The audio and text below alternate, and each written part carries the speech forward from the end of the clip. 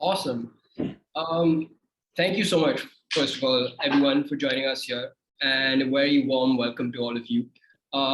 Good evening, good morning, and good afternoon. I understand we have people from different parts of the world here today, and I think that's really the essence of what we're really trying to do over here in creating that interface between people from all sectors, between different stakeholders of this community to really come together, network, discuss, and really try and solve the issues of the world today. I understand it's the India National Finals, so good afternoon to all of you that are here.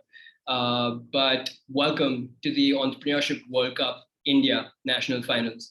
It's really been a great journey, right from the three regionals we have had over the course of the past week, in really trying to choose and represent startups from all over the country. As everybody knows, India is a massive entrepreneurial ecosystem and has come to be one which is matured over time.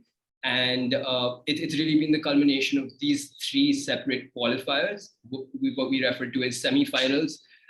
We had about 10 to 12 startups for each qualifier, and we have the best of the best from those respective qualifiers, really making it and coming for the national final here today.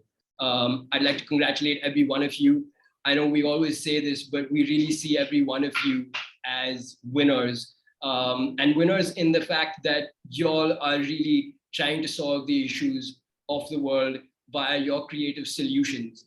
And for that, I feel like entrepreneurs will always be it will always be people in the ecosystem that the rest of us will always be indebted to you, and thank you so much. Just a little bit about the Entrepreneurship World Cup. It's really over the past 3 years come to be the world's largest and most diverse pitch competition and support program for the next generation of entrepreneurs. What we're really trying to do is bring startups together at all stages around the world. Since launching in 2019, we as EWC have really supported more than 300,000 entrepreneurs from 200 countries, and awarded about $2 million in cash prizes. US dollars 1 million in cash prize will be up for grabs at the EWC Global Finals from November 16th to 18th this year. And we're really excited that some of you are going to be representing India at the global level this year. The top 100 global finalists will have access to $75 million of in-kind services and support, including service providers of the likes of Amazon Web Services, Segment, Bregs, HubSpot, and much more. We do say that EWC is more than just a pitching competition with a chance at life-changing prizes, because what we're really trying to do is build a community, trying to build an ecosystem, and as I said before, really create an interface between all the people in the ecosystem who are trying to do great things here. We're really trying to be the interface between venture capitalists, between seasoned entrepreneurs, between young entrepreneurs, and experts like our jury today itself. Every entrepreneur who enters has immediate access to free training materials from experienced mentors and about $25,000 worth of perks from dozens of partners like Zoom, like Amazon Web Services, like Shopify. That being said, this initiative has been the culmination and the coming together of three organizations: the Miss Global Forum, the Global Entrepreneurship Network, and the Global Education and Leadership Foundation. If I could have Vinay from TGELF just sort of have a short address to speak a little bit about EWC and TGELF.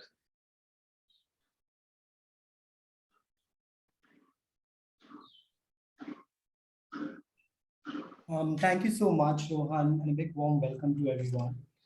Thank you so much for joining us on this Monday afternoon. I think it's really, really exciting to see, like such great talent from across India participating in the Entrepreneurship World Cup. It's the third year when I'm seeing the Entrepreneurship World Cup. I've attended the past two global finals as well. But one observation that I really had and I wanted to sort of point out here was that really the best startups in terms of innovation, in terms of execution, have actually come from the EWC India teams. I know Vijeta, like you're nodding because you have been a judge in previous competitions and have seen the kind of quality that comes here.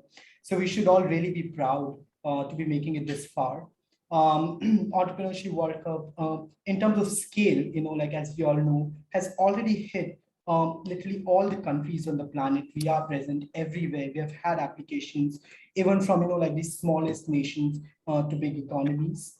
And in the first year itself, when we started the Entrepreneurship World Cup, the idea really was that there were a lot of institutions out there that were working with startups. There were a lot of platforms that were working regionally. There were a lot of platforms that were working, like catering to specific sectors, but there wasn't really that one defining platform that got everyone together, like startups from any country, from any stage and any sector. And that is really what Entrepreneurship World Cup is trying to do, giving a global platform. And we saw, to our great surprise, over 103,000 people applying in the first year itself in 2019.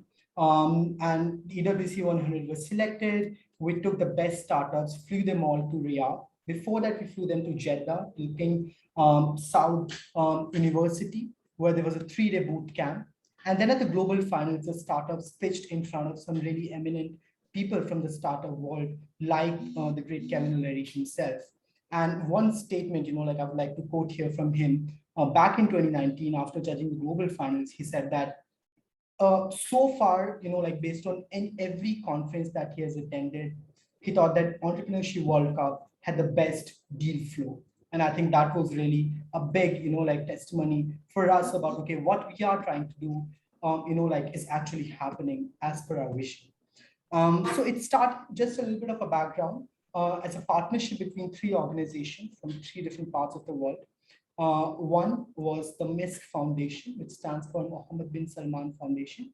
It's the family foundation of the Crown Prince of Saudi Arabia, Prince Mohammed bin Salman, along with the Global Entrepreneurship Network, GEM, which is a US-based foundation, and there were huge startup network all across the planet, and the Global Education and Leadership Foundation, which is ours, TGEF. As a joint initiative, we launched it in 2019.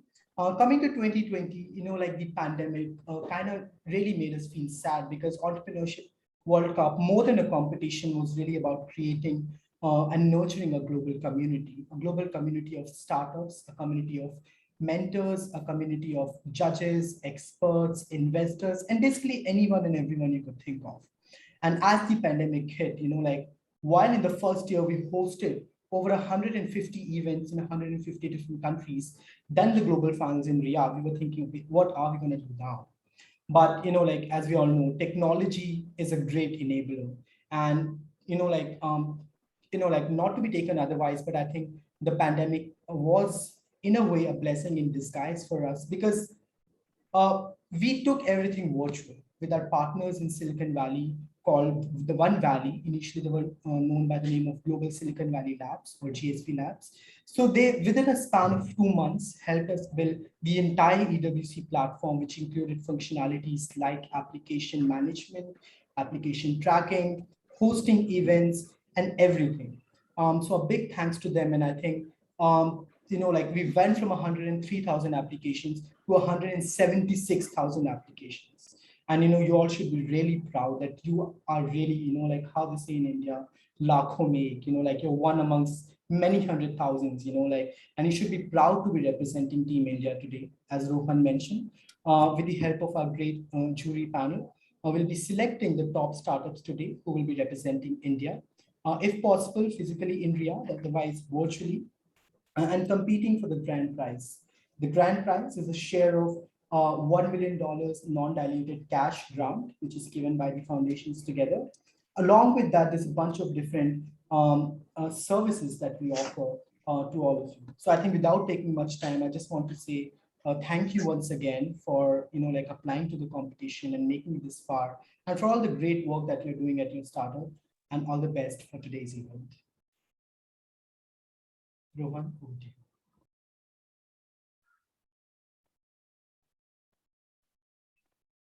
Thank you so much for that, Vinay.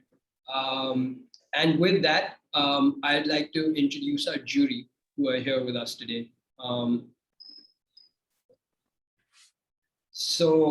We have three members of our jury panel today.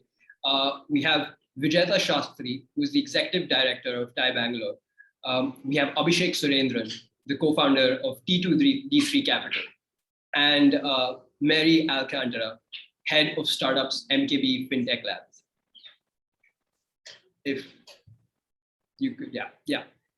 So Vijeta has possessed about 27 years of handling challenging assignments in the service industry, hospitality, retail, travel, co-working, and is currently Executive Director at TIE Bangalore. His specialties include open innovation, marketing, and implementing tie-ups, building new businesses, expanding networks, and enabling teams to perform at the highest levels.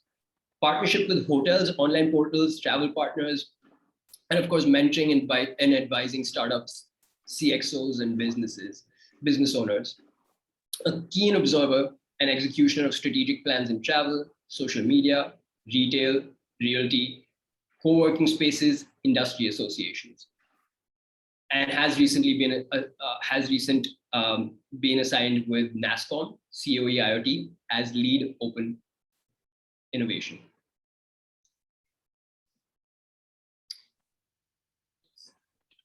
Next, we have Abhishek Surendran with us. Abhishek has over 8 years of venture investing experience. He is co-founder of T2D3 Capital, a stage agnostic investment firm focused on enterprise tech and SaaS businesses. He has invested in over 12 companies at an early stage and has been on board of some of India's lead SaaS and AI companies. The investments that he led is cumulatively worth over $1 billion in valuation. He was previously Gen partner at Pi Ventures and founding team member of Xfinity Venture Partner. He has an MBA from IIM Bangalore and has done electronic engineering from Mumbai University. And last, but definitely not the least, we have Mary Alcantara with us. Mary is a key player in the Hungarian startup ecosystem. She has consulted and mentored for many of Budapest's leading incubation and accelerator programs, and is a founding partner of Tandem Leap, a business management company with offices in Budapest and New York City. She's currently leading the incubation program at FinTech Factory, the latest investment fund of MKB FinTech Lab, an innovation and design-led backed by MKB Bank. She also serves as accelerator in residence at Input, a Hungarian government program that supports startups with international market expansion. Thank you so much, judges, for joining with us today. It is truly a pleasure. With that, I think we can jump straight into the India National Final. I can't wait to see what we have in store with us in terms of startups. We'd like to dive right in. I believe the first startup we have here today with us is Dash Frugal, also known as Arctic Bot Private Limited. I hope you all are ready, and let's jump straight into EWC India National Final 2021.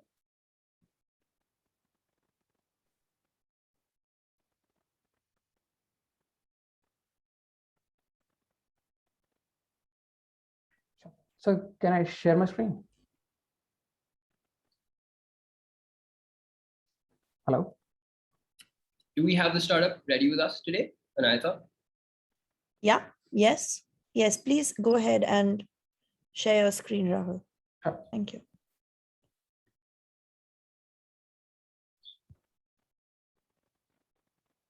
One second. Hi, we have Rahul with us from Dash Frugal. Can you hear me? Sure, I can. We can't hear you though, Rahul. If you could just check your mic again. 1 second.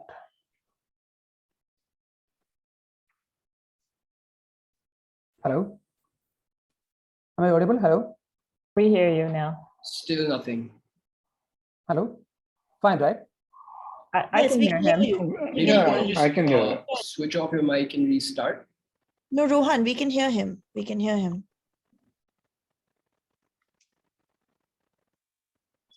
Maybe Rohan can't hear us. We can Yes, see your yeah. screen, but Simon, can't seem to hear you for some reason. hello. Yep, we hear you now. Cool, cool. Awesome. So I hope we're all ready. Dash Frugal, the floor is yours. Your time starts as soon as you start. Yes. Good afternoon, everyone. My name is Rahul VP. I'm the co-founder and CEO of Dash Frugal, the new age self-service user onboarding platform for SaaS companies. I'm a serial entrepreneur and exited my previous startup very recently. My last business was again enterprises like a software product, like a SaaS product. So we're always challenging with the user onboarding and how do we manage, to convert more free trial users to the premium. So we witnessed a serious problem like most of the SaaS companies are facing there during their early stage. So we know that managing the user onboarding and product training, so when they grow is really hard and challenging with the limited resources they have.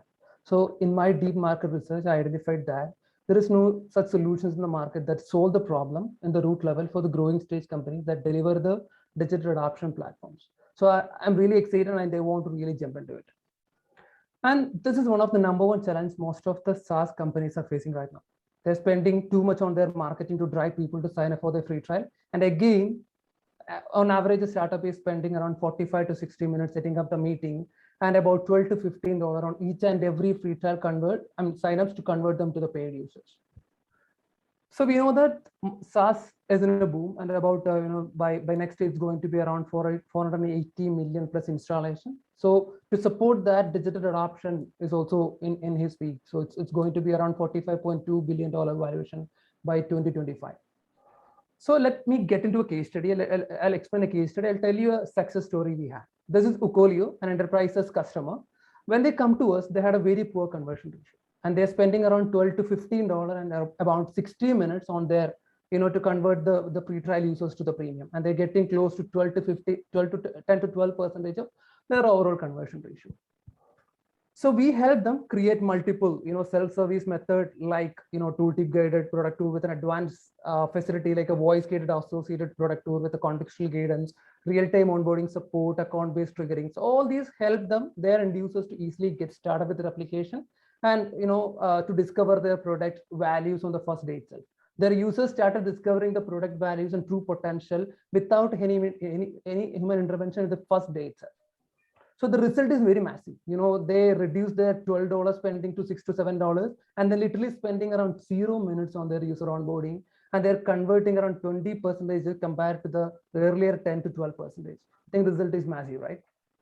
So we also work in a subscription-based model. We have 3 plans that suits to the startups and the enterprises business as well, starting from $69 to $449. All features, we don't limit anything, so everyone will get equal features, but limiting in terms of number of onboarding they perform. Also, the account manager, they need to support their users during the onboarding journey. So we're still in the early days. We started with the 50 beta customers, and we are able to convert around 25% to the paid users. And the last month, MRR was around $2,500. So if you look into the competitive landscape, Dash Frugal is placed in the no-code, easy to deploy model and at an affordable pricing compared to the high customization, high pricing model listed in these segments. So we are the world's first voice-guided user onboarding tool that with a multilingual capability where you can, SaaS companies can create multiple self-onboarding, methods like on the language like Spanish, German, French, and English. And we're a fully integrated solution where they can manage onboarding, product training, support, and analysis in a single platform. So we target mainly into North America, EU, and also India market, and we also acquire them via the inbound marketing, digital marketing, and partner, channel marketing activities. So I'm Rahul VP. I'm the co-founder, and I manage the marketing and demand gen. Richard Damesh is the person who behind the product, and he manages the code as well. So looking to raise 300K as a part of our seed round, and so that will take our revenue to 600K. I'm good. Happy for your questions.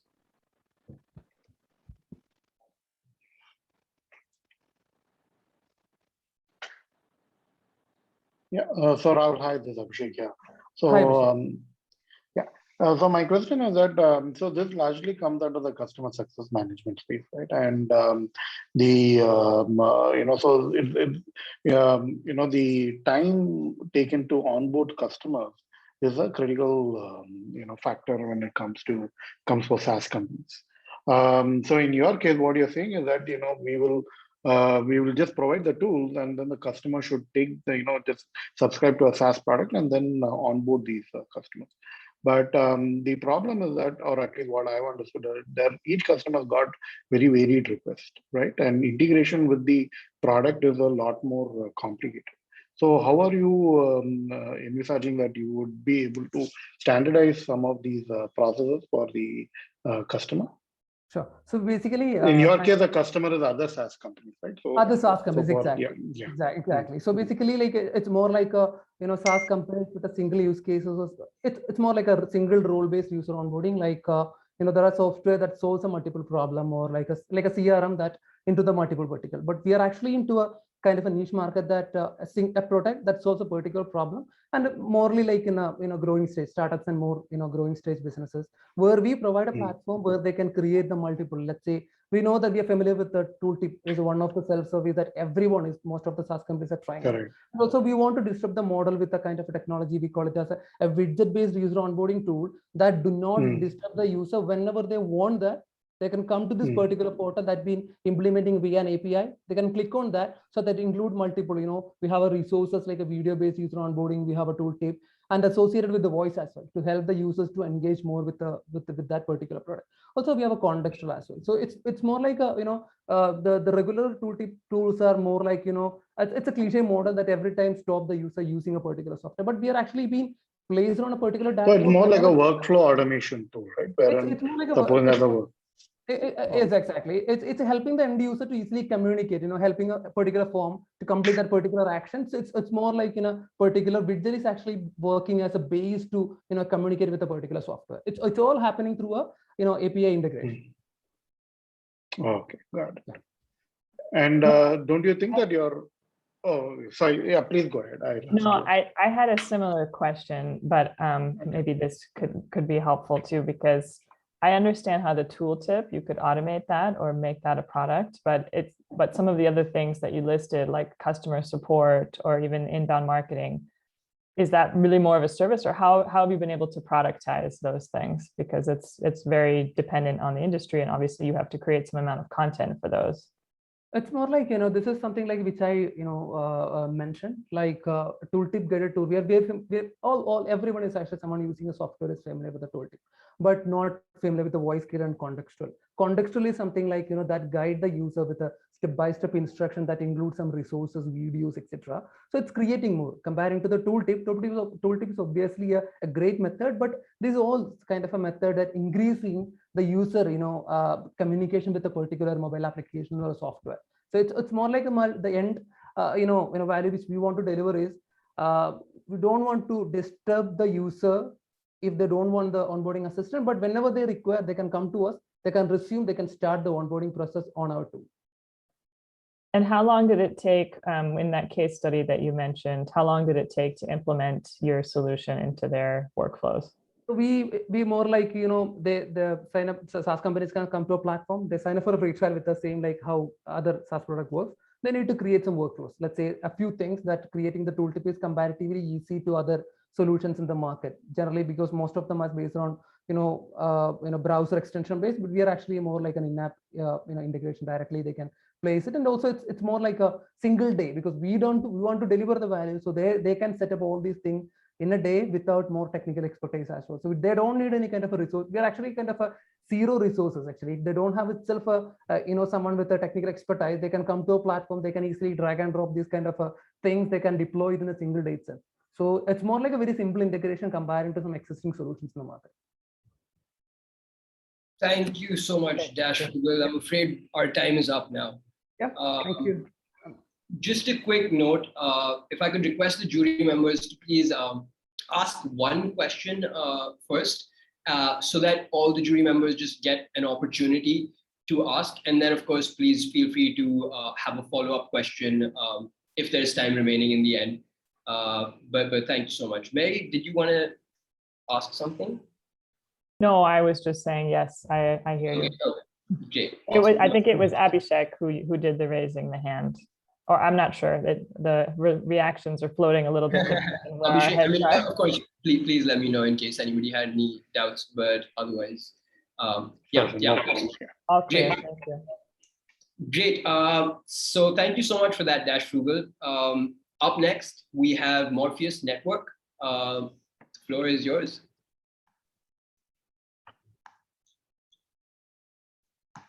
Thank you. So good afternoon, ladies and gentlemen, to distinguished members of the jury today. My name is Carl McDermott. I'm the Global Head of Business Development for Morpheus Network. And I'm going to tell you a little bit about what we do. So we're a supply chain automation and digitization company. We work with shippers and their key stakeholders, delivering our vision of effective, fairer, and more sustainable commerce. So our leadership team is based from many parts of the world. So Danny and Noam, the two co-founders, Roger Crook ran DHL's global forwarding business, a $10 billion business. I'm actually based in Mexico. Our headquarters in Canada, and all our dev team and our marketing team is based in Nashik, India. Our business model is a simple SaaS subscription based on number of shipments, and we sell through global sales channels.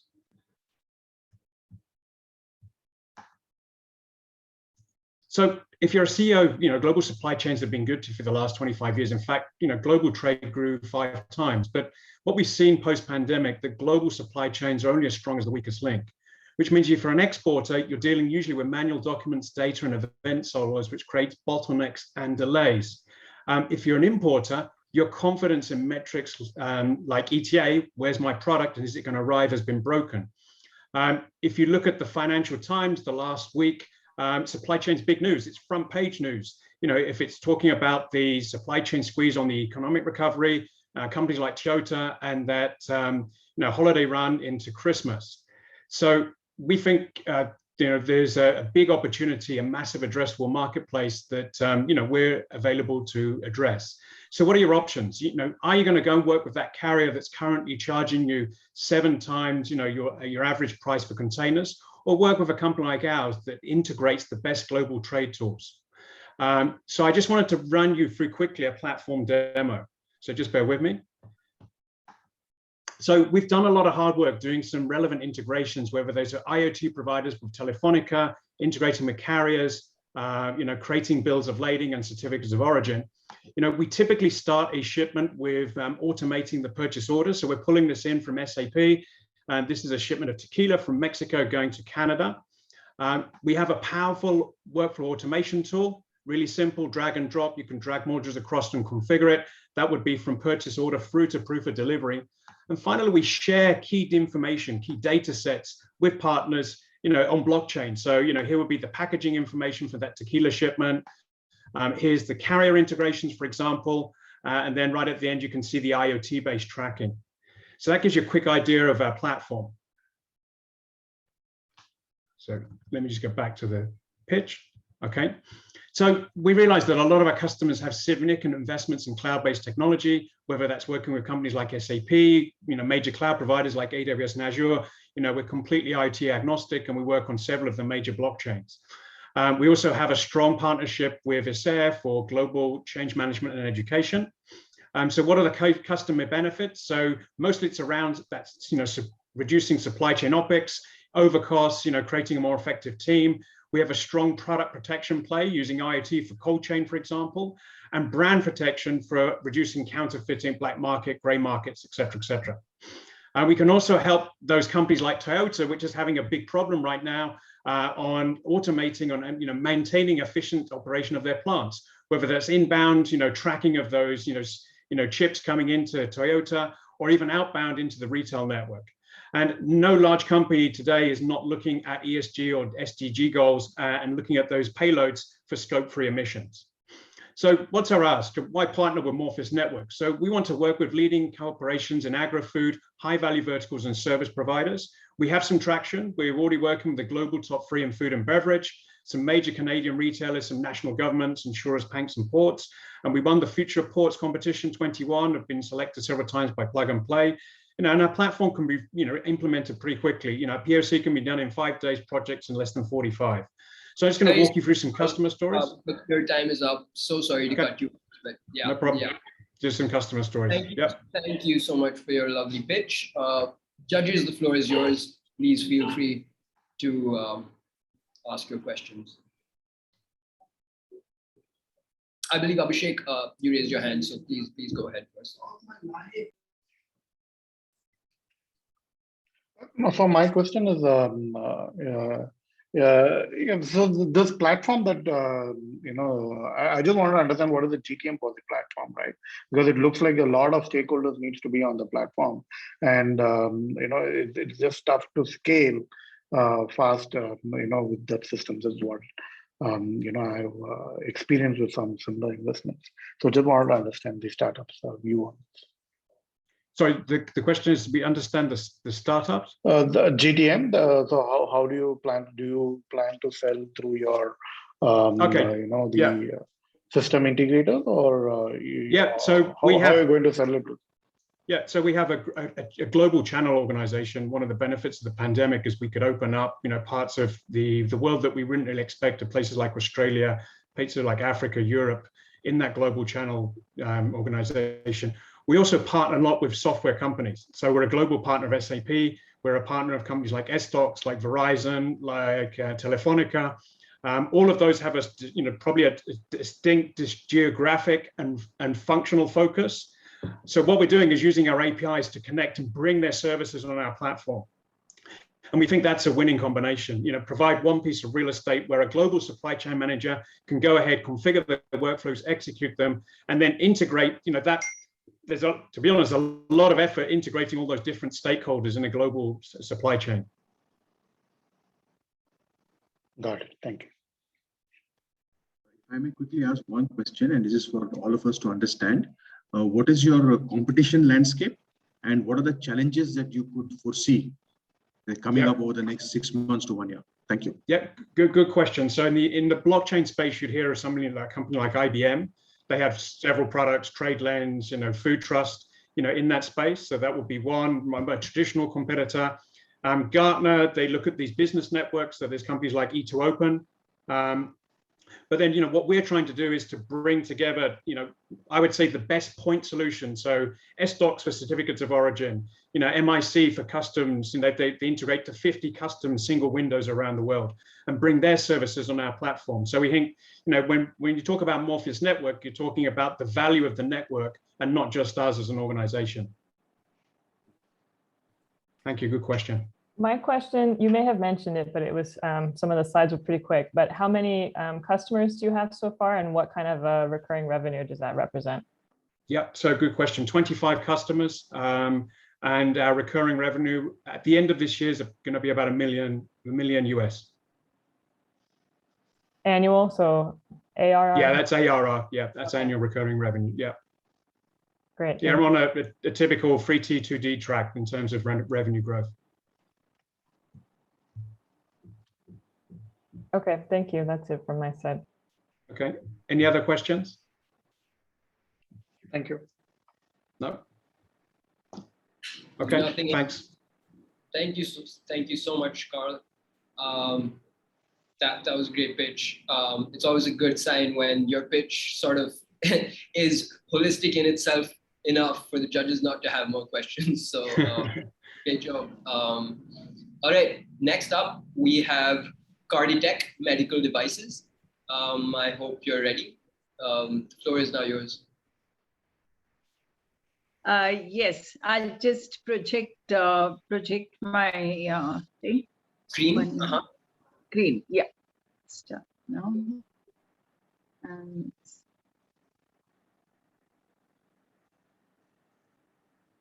I hope you can hear me. Hi, good afternoon. I'm presenting from Carditec.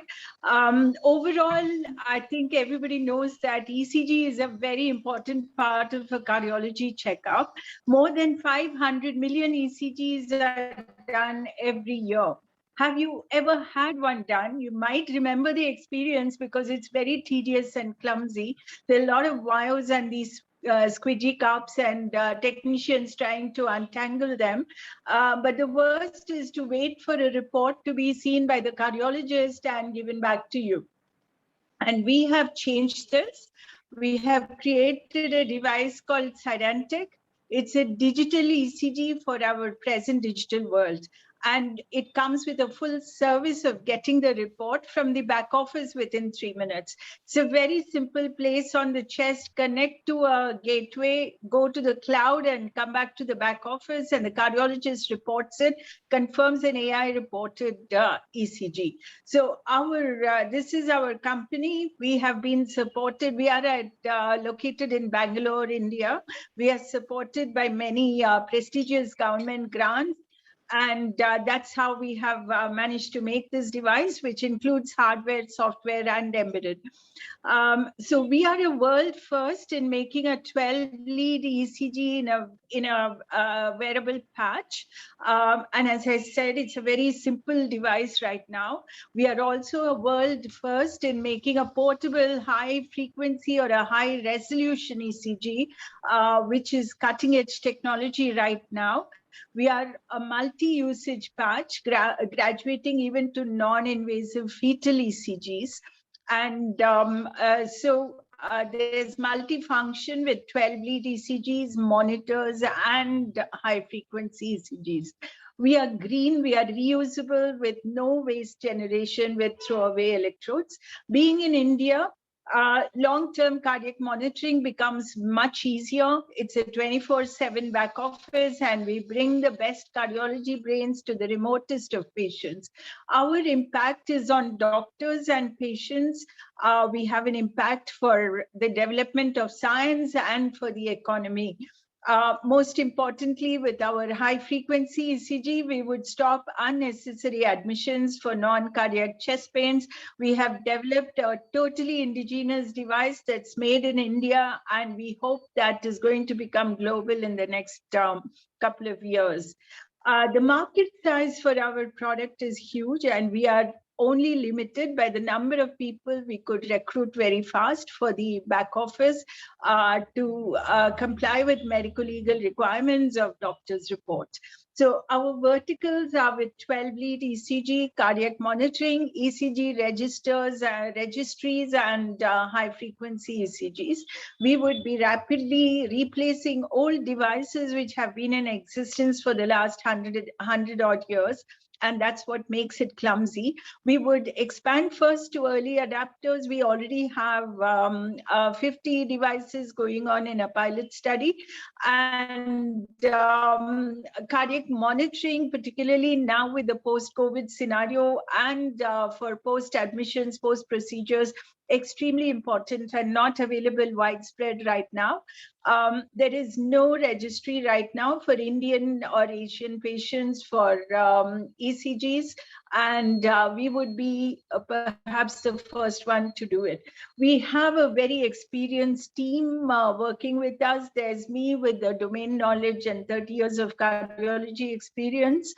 And I have a very high-tech guy who is located in US and has been doing our tech strategies. Mr. Sanjay is our business advisor, and we have a very energetic, enthusiastic team of engineers who have made all this happen. We are currently out in pilot studies. We have already finished all the 1,500 patients we wanted to do for comparison. And we are in the process of statistical analysis of this. The company started in 2017 and has reached this position where we hope to be in the market in the next couple of months. Thanks. We hope you like our product and think it's worthwhile. Thank you. Great. Just in time. Thank you so much for that. Judges, please feel free to ask your questions now. Yeah. Could I start with the permission of the rest? Oh, okay. Go ahead. Please, no, okay. All right. Sorry. I just keep it very simple. I know that you have told us very clearly that you're going to be out in the market in the next 2 months. But who will be leading the sales and what is your channel partnership and other things, right? If you can just explain how are you going to really do this? Because 4 years and next 2 months you got to make a lots and lots and lots of money. So how are you going to do that? Yes. Yes. So we are a hardcore cardiology product, and as any medical device, it takes time to establish ourselves. So there are 3 verticals. So we are wanting to show the equivalence to a routine clumsy 12-lead machine. And we believe we have the data for it. And we have seen that there is no misdiagnosis, there is no created diagnosis by our device. And it's like 98.5% equivalent, and I think the usage, the compact form factor should convince people to start using this. Here is the device. I don't know if you can see it. It fits into my hand, and look at the machine with the wires and squeegees and all that. So just place it on the chest and you're good to go. Get the ECG within 6 seconds. I think that's a great temptation. Additionally, you will see that none of this is thrown away, and we don't create that mountains of discards that takes 500 years to digest them. We just congeal it into a mess and chuck it in the bin every day.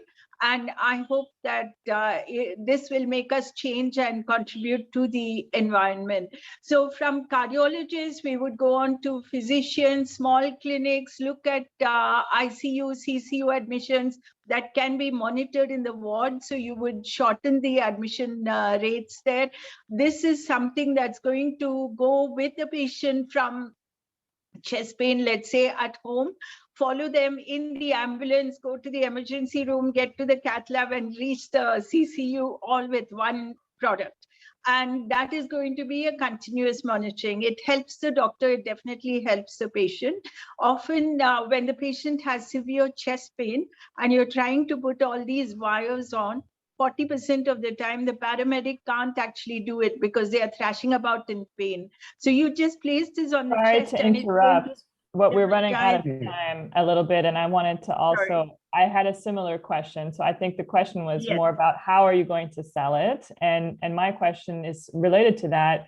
What would make people switch to your device? Because I understand that there are benefits, but I'm thinking about the cost structure specifically. So is this going to be much cheaper or affordable for people? Yes, for an Indian situation, I think this cost will be negligible. So at the moment, people buy a machine which is around 1 lakh and it gets outdated. There is no software updates or anything with it. So here is a device that we are planning to give it as a lease out, maybe with a deposit, and charge per patient. So they don't have an investment to start with. And per patient charges maybe just about $1 and adequate to service the back office and the cloud charges. And so the doctor. But thank you very much and good luck to you. Thank you. Thank you so much. This is Carditec. Yet again, just sort of, if you could keep startups, if you could keep your answers slightly brief, it would give the opportunity for everybody to ask their questions. I do believe Abhishek did not get the opportunity this time in case he had any, and I feel,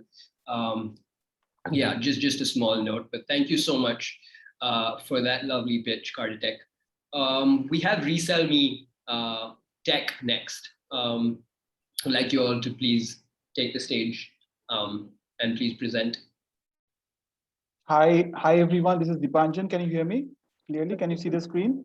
Yes, we can hear you, Dipanjan. Okay, great. Thank you, EWC team and Abhishek, Vijeta, and Mary for this lovely opportunity. I'm Dipanjan. I'm the co-founder and the CEO of Resell Me. Along with me, Sumit Mittal from IIT Kharagpur and Himanshu Jain from IIT Bombay. We are the 3 members in the founding team. We are in the social e-commerce market, which is a fast rising market in India. And Resell Me is a unique peer-to-peer conversational commerce platform in this market between small-scale sellers in the retail sector, like manufacturers, wholesalers, small-scale brands who are doing menswear, womenswear, home decor, artificial jewelry, fashion and beauty products, and homemaker resellers. Homemaker resellers is a sharply rising pool of resellers who are selling products to their friends and family. On Resell Me, a small seller comes and creates his reselling group. On Resell Me, he becomes the group admin, and resellers can discover these groups and do business directly with the sellers, create their supplier network on Resell Me. Okay, so all business starting from posting of latest arrivals by the seller to chats, calls, placement of orders, everything happens on Resell Me as a platform. The picture that you see on the left, XK Kurti, she is based from Delhi. She currently has about 400, 500 such resellers on our platform. And this market currently, we are a very small startup, about a year old. This market is going on WhatsApp today with about 1 million small scale sellers already having their personal reseller networks on WhatsApp. Okay. And WhatsApp was not geared for this particular type of a model. It's not tailor-made, and that's number one problem. Number two is that there is no discovery platform between the sellers and the resellers to directly connect and engage with each other. Okay, and thirdly, logistics is completely manual process currently. So Resell Me solves these three problems, and we are positioned to capture this part of the direct reselling, which is going on in the social e-commerce market. The market is expected to go from 15 million resellers to 100 million resellers with a GMV of $5 billion currently to $70 billion by 2030. So it's a huge scope for small scale brands to create their targeted distribution networks in other parts of the country in their target geographies and consumer segments, completely online. So in terms of our model, the competition that we are looking at is Meesho, Shop 101, and Glowroad kind of reselling marketplaces. These are like Flipkart, okay, where resellers go and take supplies, whereas Resell Me is like LinkedIn, where the resellers go and tie up directly with suppliers, small scale manufacturers, become their agents and directly do business with them, which gives them the confidence of selling products that they actually know from their suppliers. We have had very good initial traction. We have the minimum viable product deployed. We're getting a lot of inputs right now. 350 plus sellers are there on the platform, 5,000 plus daily active resellers.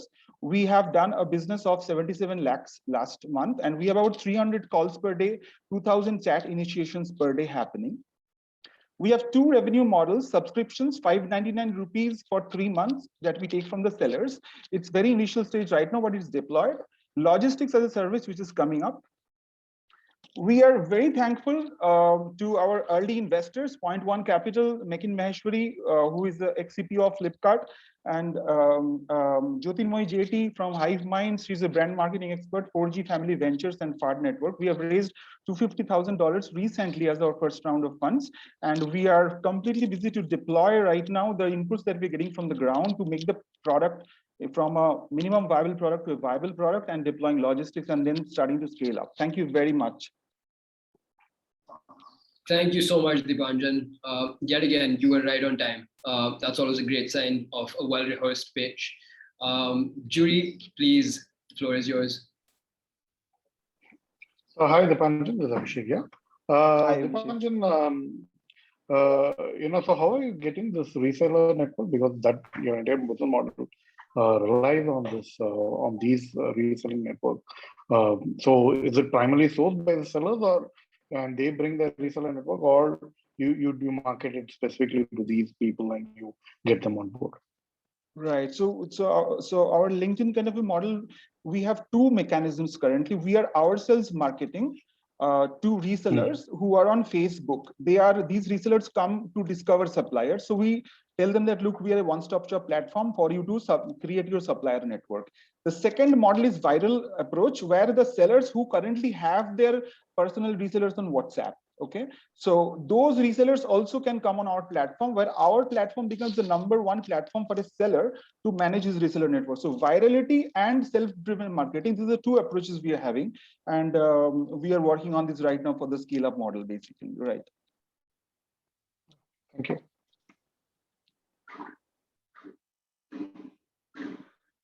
Can you talk a little bit more about the other revenue stream, the logistics as a service?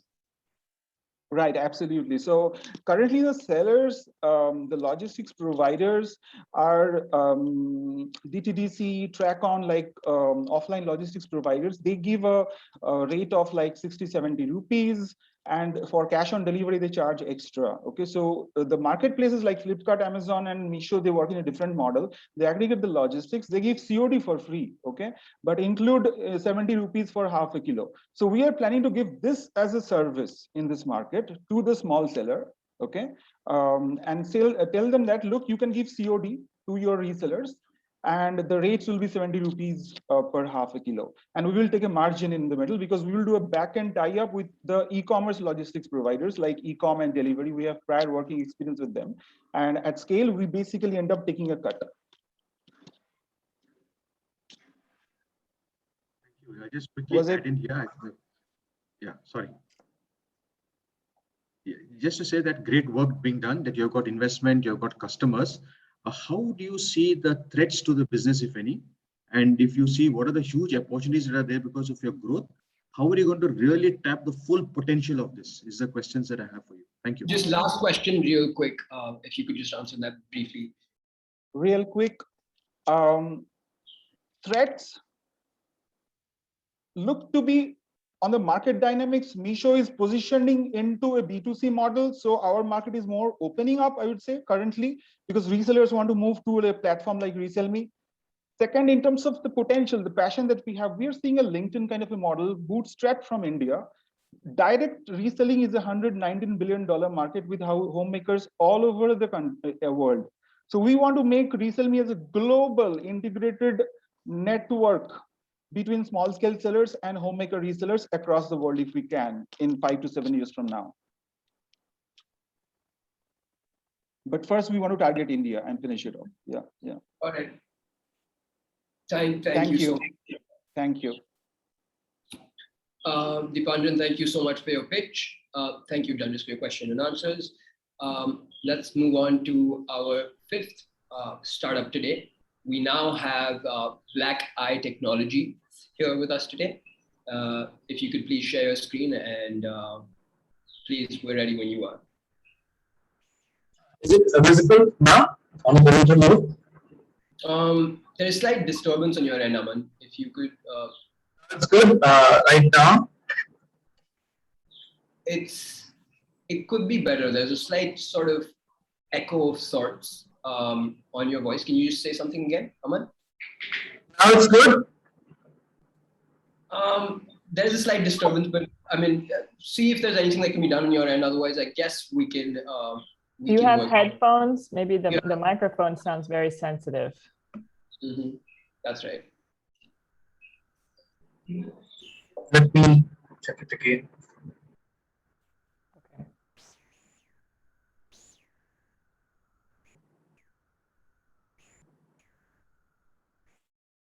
Is it good now? Much better. Thank you so much. It's sure. Much cleaner sound. Thank you. Yes, Aman. Sorry for the delay. Is it visible now? The screen is visible, Rohan? Yes, it's great. Thank you. Thank you so much. So I'm Aman Shrivastava, co-founder and CEO of Black Eye Technologies Private Limited. From last 2 years, we are addressing this problem with the help of our IoT and AI-enabled device, groundwater conservation and live soil testing. As we all know, the good quality of food is directly related to the soil health from where it grown. So it stores the parameter of pH, water level, moisture percentage, temperature, humidity and electrical conductivity to the cloud, and also regulates the water requirement in the field, where user can access the data and the control our device, that is the device irrigation alert 2.0, with the help of mobile application and SMS commands. It also helps in water management, as I told you, and it's helping in conserving 3 major resources: water, soil, electricity, and labor.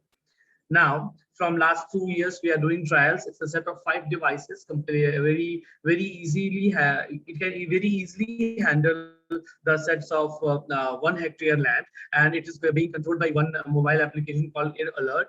And there are 2 soil rods provided with the device, which are going directly into the soil and helps in water and soil health management.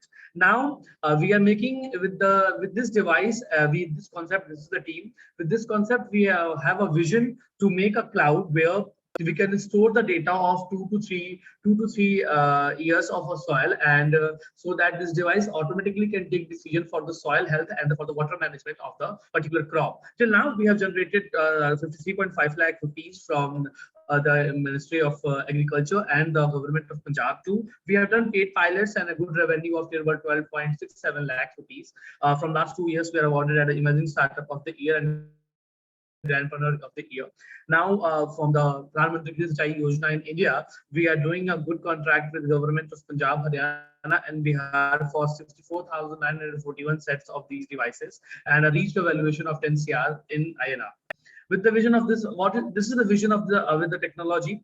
We want to make a single window cloud storage where we are already storing the data of various regions of the country, so that this data can be very useful for farmers, crops, societal health, and for the governments too. We are now providing these data to the Ministry of to Startup India Department and to the Ministry of Agriculture also. As I told you, vision with this device is not to implement an IoT solution for farmers. It's a solution, it's an AI solution for the future generation to conserve soil and water so that they can have good food and good water. Now, this is our target market, and till now we have done good trials in the alluvial soil belt, laterite soil belt, and black soil belt, as India is a very big diversity in the soil type. So that till now we have considered Punjab, Haryana, Uttar Pradesh, Bihar, and Maharashtra. We have done a paid pilots of near about 12.65 rupees that I told you earlier. And now we are targeting B2G, B2B, and B2C segment. Till now we have done a collaboration with IFCO Kisan, ITC, Chaupal, and Saraswati Seva Foundation in B2B to C segment, and generating data from their cluster of farms. Now, this is the revenue strategy for next 5 years. Within 2025, we are expecting 36x growth, and we are now targeting a sale of 1,388.98 CR now. For 2021 revenue achievement, we have done the collaboration with Punjab. As I told you, under the government scheme, we are concentrating on B2G segment also, and the marketing plan for Uttar Pradesh is now ready. This is the traction. This is the pricing of the device. This whole device costs 27,000 rupees only for 1 hectare. The most reliable and cheapable, very cheap and very reliable device. All the sensors are being made in my own lab. Where till now we have done. We have started from Ludhiana, but now we are operating for 3 incubation offices. One in Chandigarh, one Mohali, and one in Ludhiana too. And this year target is 18.76 CR, which is somehow till now we reached that point now. And now for the next, this is the GTM plan. For B2C model, we are doing, Thank you so much, Amal. Zoom calls with the farmer. Yeah. Thank you so much. Okay. Sorry to cut you off, but your time is up. That's your last slide too. Thank you. Great. Thank you so much for that. Judges, please feel free to ask your questions. Hi, Aman. So my question is that, who's the customer for this service or the product? I think you were just touching upon that in your last slide before we cut off. Yes, I was sharing the last slide. The customer, the ideal customer, if I'll talk about the ideal customer for this device, is the customer who has a holding of minimum 1 hectare land, and commercial farmers, FPOs, state governments, and these organizations in B2B2C segment, that is IFCO Kisan, ITC, and the Saraswati Seva Foundation that we have targeted till now. Okay. And do you think that the farmers with such less shareholding will pay for a service like that? So the 27,000 rupees per hectare is quite affordable for the farmer, as we are in Punjab and Haryana, we are getting a subsidy of 90% SD category. Now, for the second part, the device has initially made only for the rice crop. As you know, the rice crop takes a lot of water, but due to farmers' recommendation, now we are started testing the soil also. They told us to do that because in India, there is a need to make soil health card. So they have asked this option too, and due to farmers' feedback, and on a Kano model-based analysis, we have done these amendments too. Because with the same setup, we can test the soil too. So we have made this. Okay. Do you have questions, Vijeta? Any other questions? I have some. I just wanted to. Please go ahead, Mary. Please go ahead. Yeah. I have two questions. Yeah, go ahead. One is just about the product. So do I understand, well, it's a device that you're selling per piece, but there's also a software that you're selling a subscription for. Is that right? It's actually it was just not covered. It was the last slide. It is a product cum service based model. It's first we sell the device, and second there is an AMC of 3,500 rupees per year for the web based model, which includes applications too. And for only SMS based model, if the farmer doesn't have the smartphone, he wants to control the device by the SMS. There are 650 rupees annual charges for the farmer. So this is the conclude model for one is only the product based, second is the service based, and third is the government based. We are trying to sell the data to government so that they can better give the recommendation of crop and fertilization to a specific reason, because we have the actual data of the health of the soil.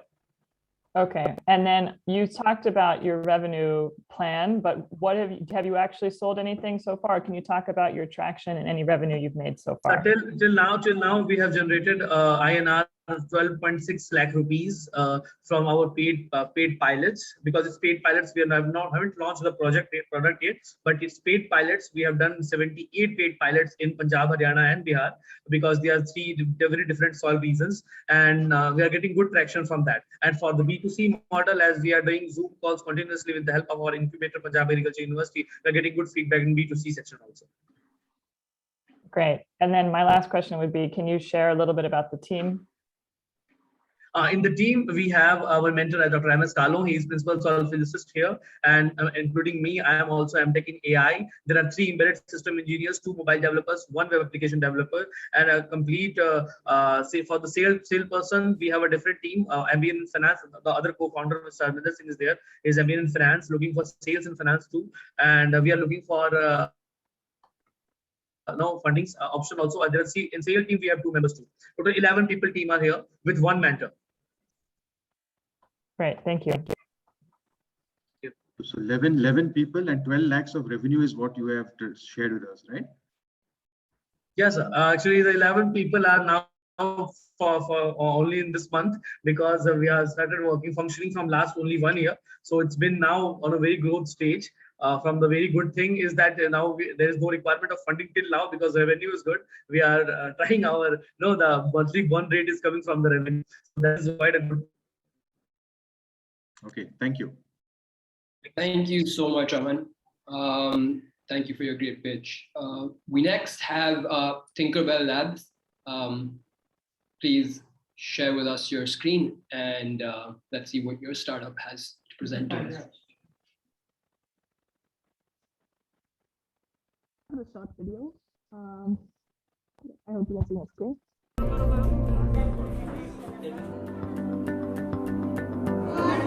लहानपणी झालं घर सोळाचा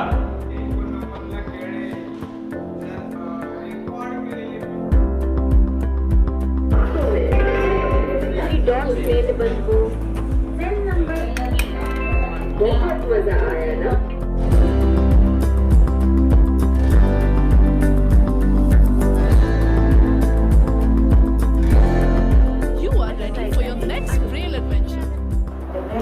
सिखाया जाता है तो बहुत कलम के साथ मुश्किल होती है.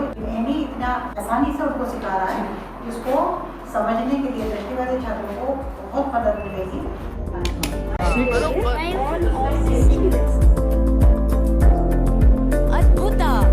जब बच्चा जो है पढ़ता रहेगा और सीखेगा खेल खेल में.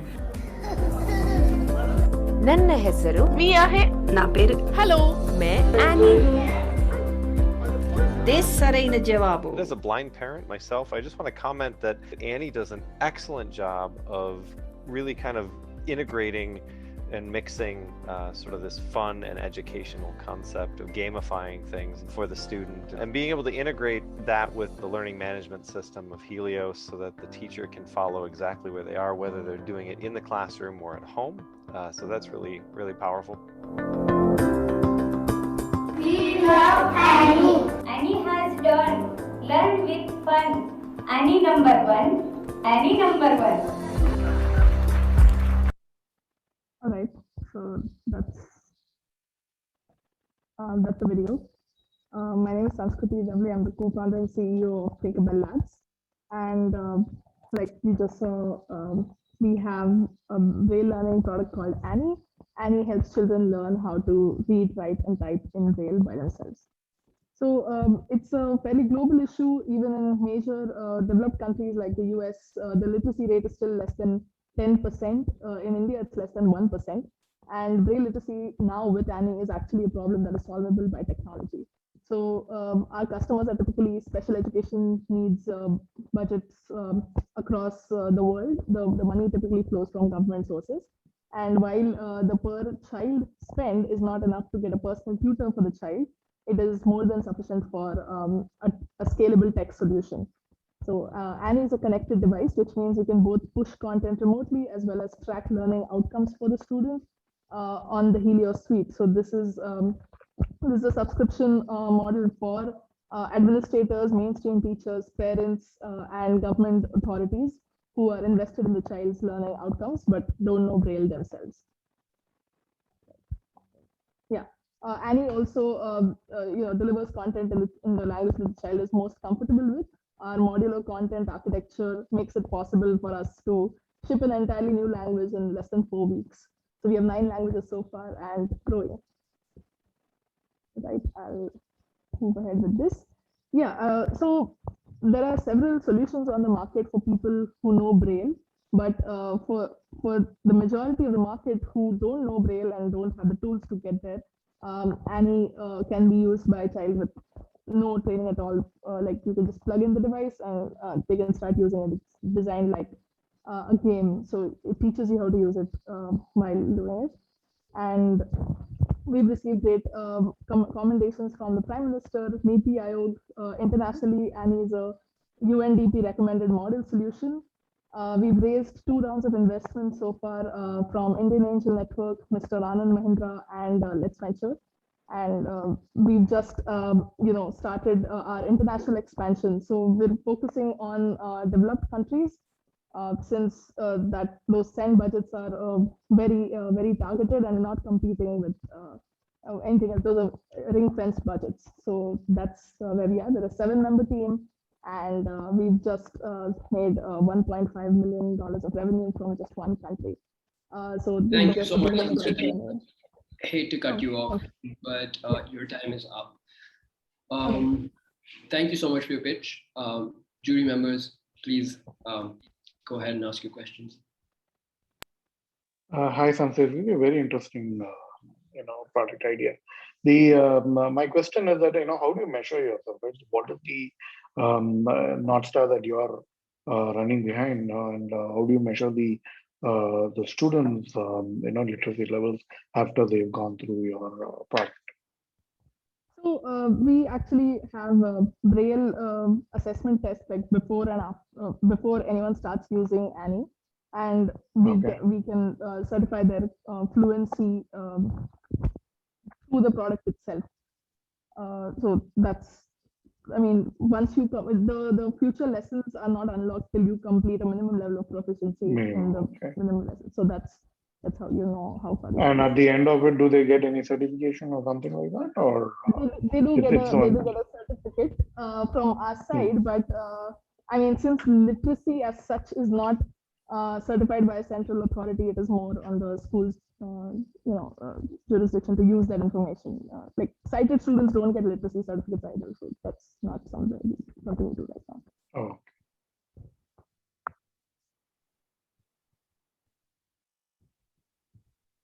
Any other questions? And you sell to the schools, or you sell to these devices? So we're actually selling to distributors.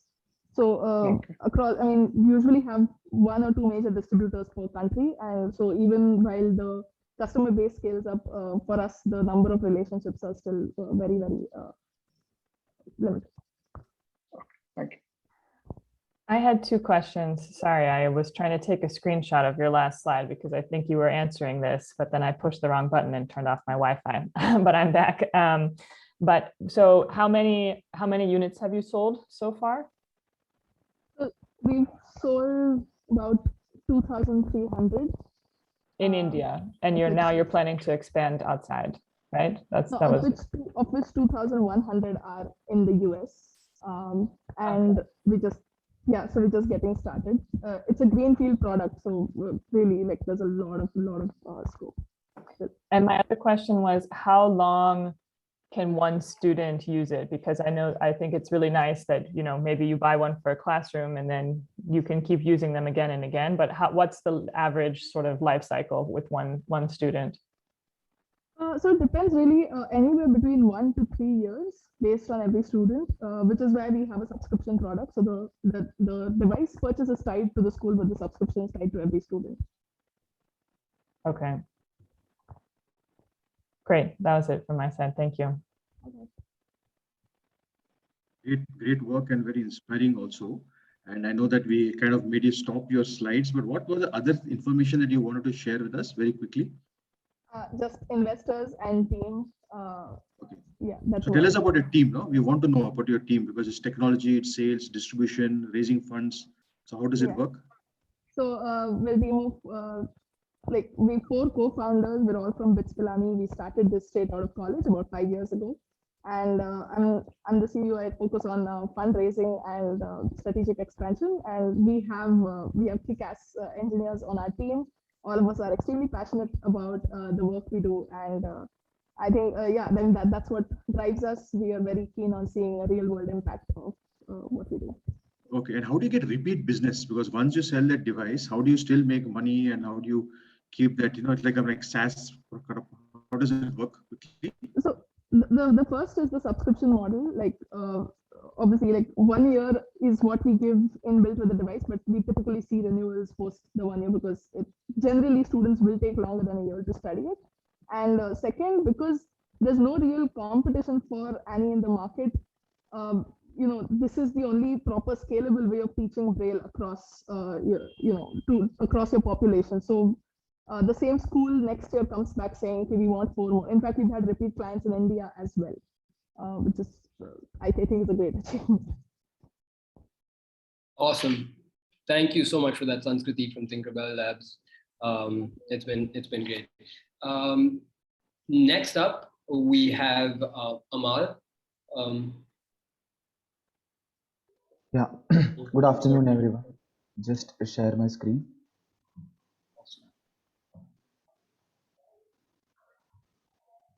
Yeah, is it visible?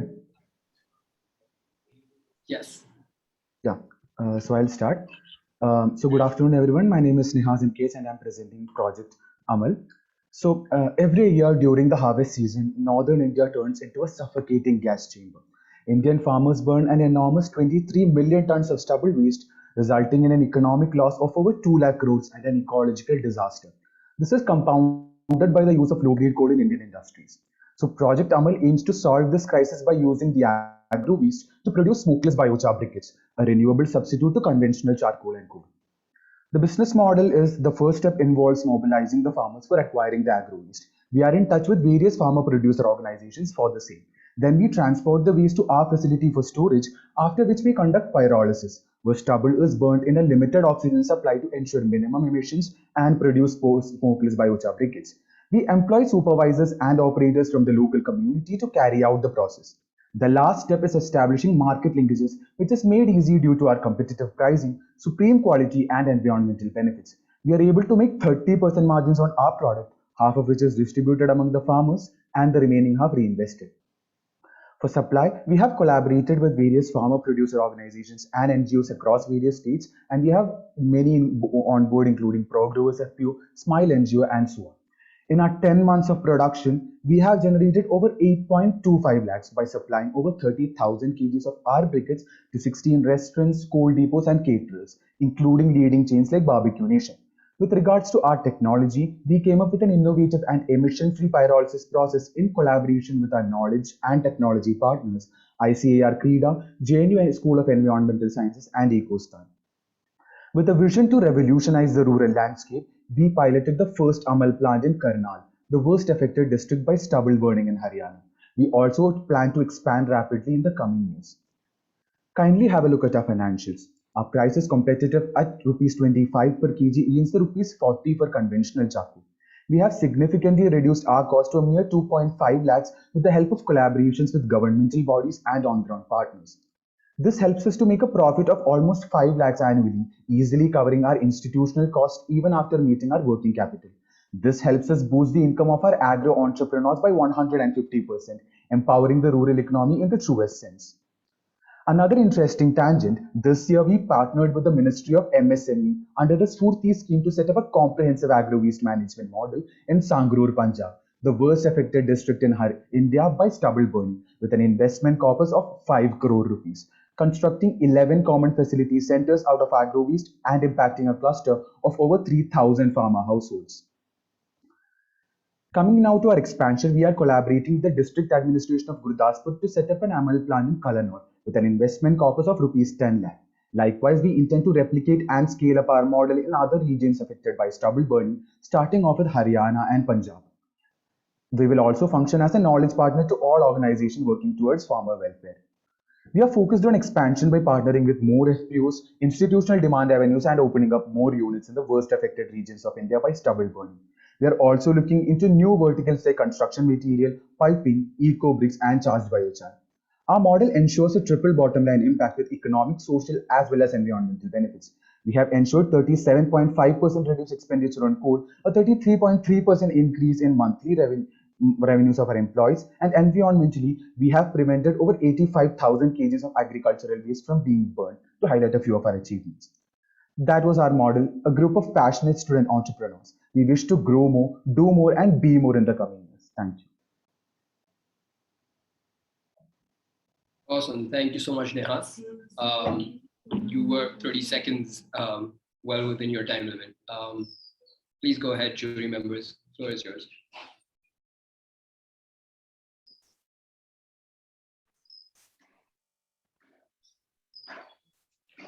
My question is that, aren't these charcoal bricks more polluting, once you burn them? I'm not able to understand how it's less eco-friendly, or sorry, Yes, more yes. eco-friendly. Yes, sir. So that is where the process called pyrolysis comes in. So when it burns, it just burns, right? So pyrolysis is where we process the stubble in a limited oxygen supply. So the emissions are very minimal, and even the minimal emissions that are coming out. So what we are doing is in our pyrolysis reactors, we fit in an air filter, so that even filters out the minimal emissions that are produced.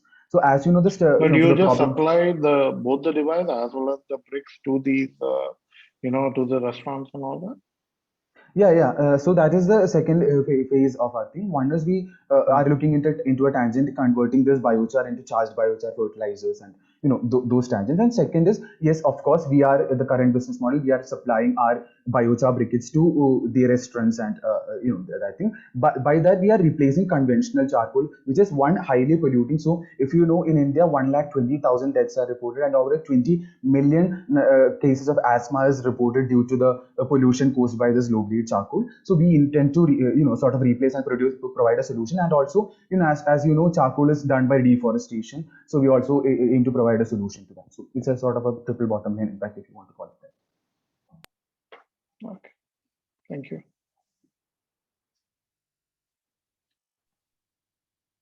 One question is that, look, this is a very specific regional problem. It's a serious problem. It's a regional, but very regional, right?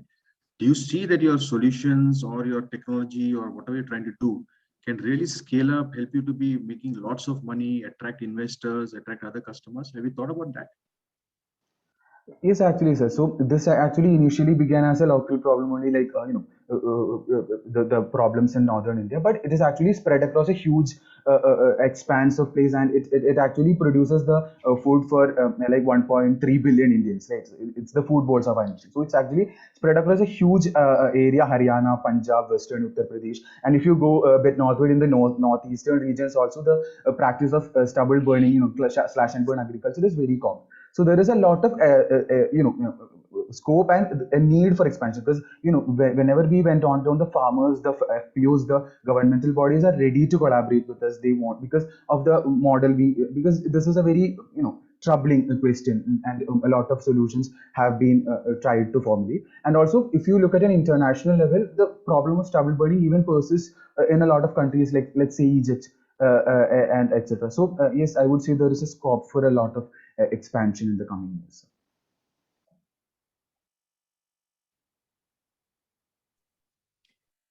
You may have touched on this a little bit, but can you just remind me what's your how many sales have you done so far? What's your traction up till now? Yes, yes, ma'am. So basically, we have only begun our pilot in Karnal for the last 10 months after our experimentation and all. And in that time period, we've been able to sell more than 30,000 kgs of briquettes, and we've been able to generate sales of 8.25 lakhs through that. Great, thank you very much. Is that all from the jury members? Yeah. Great. Thank you so much, Amal. I think we can move on to our next startup. Thank you so much. Next up, we have Virya Batteries. Please take the stage. Yeah, can you see my screen? Hi, Prasid. Yes, we can see your screen. Hello, I'm Prasid Dattana, founder and CTO of Virya Batteries Private Limited. We have developed a patented technology of ultra-safe lithium and battery cells. Electric vehicle battery packs are made of 100 to few thousand battery cells. These packs are engineered to the highest standard of safety. But still, spontaneous fires, as in this video, are being reported.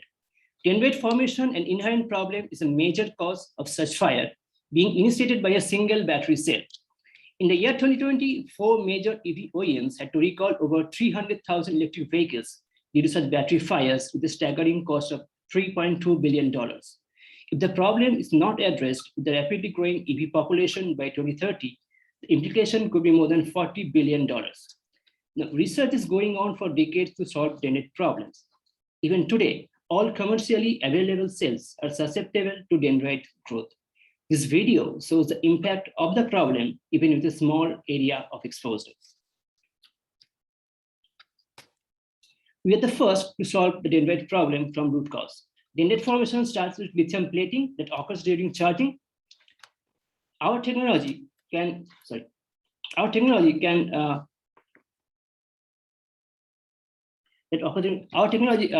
anode material and electrostructure design eliminates lithium plating, and thereby no dendrites are formed. This destructive test is done after abusive charge discharge cycling. Even with the exposure of large internal surface area, it is showing a very safe behavior. Our technology brings a much needed inherent safety to the battery packs. Additionally, dendrites causes early cell failures due to side reactions, leading to replacement of battery modules as a single cell cannot be replaced. Our technology can save over 30% of warranty cost to the OEMs. Fast charging less than 30 minutes increases the risk of dendrite growth and thereby degrades the battery cells much faster. Having solved the dendrite problem from the root cause, we are now solving the degradation problem for XFC. Our solution is to offer 10 minutes charging to solve range anxiety for electric vehicles. Our initial target market is batteries for all types of electric vehicles, with target market of $1.8 billion in 2022, growing to $150 billion by 2030. It offers a huge growth opportunity. Inherent safety characteristics are attracting customers, and 9 customers have already agreed to do field trials. We're in talks with more from the customer pool. Successful field trial will lead to paid pilot orders and followed by regular monthly orders. On the parameters of energy density and cycle life, we are equivalent to the best in class. And in safety, we are far more superior. With a very high growth opportunity with these differentiated products, we expect to grow at a CAGR of 75% with EBITDA of more than 25%. And in 5 years, we expect to cross 1 billion in revenue. Our team comprises of Sunil Mehta with 37 years of business experience, having founded 2 companies successfully. Professor Sagar Mitra with 16 years of research experience in lithium and cell technology, having 100 papers and 25 patents, and I'm having more than 10 years of experience in material research and battery cell production. We're completing the process scale-up to large-scale manufacturing. We're now raising $2 million for industrial-scale production, equipment purchase, field trials, and executing pilot orders, with a target to achieve more than $1 million revenue and a funnel or order book of over $50 million. This is an unprecedented growth opportunity, and we look forward to your participation in this exciting journey. Thank you. Great. Thank you so much, Prasid. You were well within the time. Jury members, please feel free to ask your questions. So hi, Prasad. So your battery's primary USP is that it's safe, right? It's not about extending the life of the battery or about extending the what do you call life cycle between the recharges, right? So just to get your understanding of what you want, what's the uniqueness of your product? The main uniqueness is the safety, obviously, and in terms of cycle life and energy density, where as per the Tesla's characteristics, like it goes around 2,500 to 3,000 cycle, like the Panasonic LG can offers. Same energy density, same that we offers. Okay, and then there's a massive manufacturing facility that needs to be created for building these. So are you building it in-house or you're outsourcing this manufacturing? We already have a pilot line over IIT Bombay. So our plan is to do a lean manufacturing. So part of the manufacturing will be done at IIT Bombay, and the rest of the things will be outsourced in Taiwan or some other European countries. So majority of the manufacturing will be done there, and then we'll bring those cells over here. No, manufacturing will be done in IIT Bombay, but you'll not have any capacity because some of your customers are all the EV vehicles, so you not have capacity to cater to them if you manufacture within IIT Bombay. No, you need to set up massive manufacturing plants. So in this particular round, or the 2 million round we're raising, we'll be targeting around 8 megawatt hour, and we have a capacity to make that much electrodes inside IIT Bombay. And in the next round, we'll be raising another 16 million or so. Then at that stage, we'll start building our own facility inside India. So that's our plan. So in this particular case, we are just going through a lean manufacturing model. Oh, thank you. I have a couple questions. So what's the price point of your battery compared to some of your competitors? It's fairly competitive, so it's competitive. Okay, but yeah, so that was kind of my question too. So the main USP is around the safety. And then can you talk a little bit more about your go-to-market strategy? Because you have pretty nice projections on your graphs, but where are you today and how do you think you're going to get there? We are right now completing the pilot stage. So by this December 2020, we'll be starting the first field trials with the customers. I already scored 9 customers out of them, and 2 of them are already on top 10 in India, MPR and Okinawa. So when that test is done, so that will take around 6 to 9 months. Then after successful field trials, they will start ordering from us, and that will lead to a paid pilot order, and then it will be a regular monthly order. So by this way, we'll be going.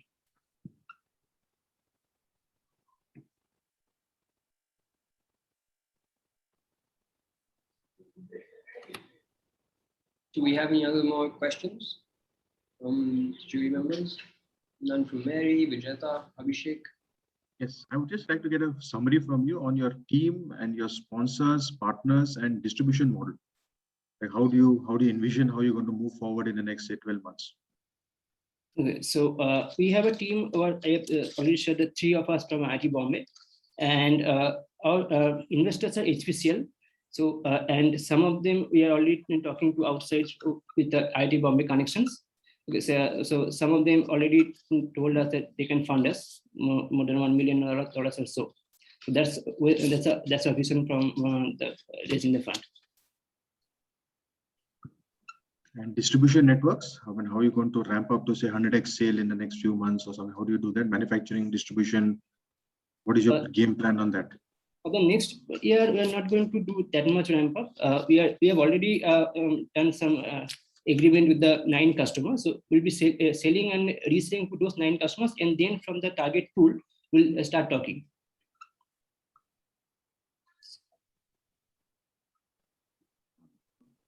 All right, great. Time is up, just in time. Thank you so much, Virya Batteries. That was a great pitch. We now next have, last but definitely not the least, we have Project Bala. Hi, Soumya. The floor is yours.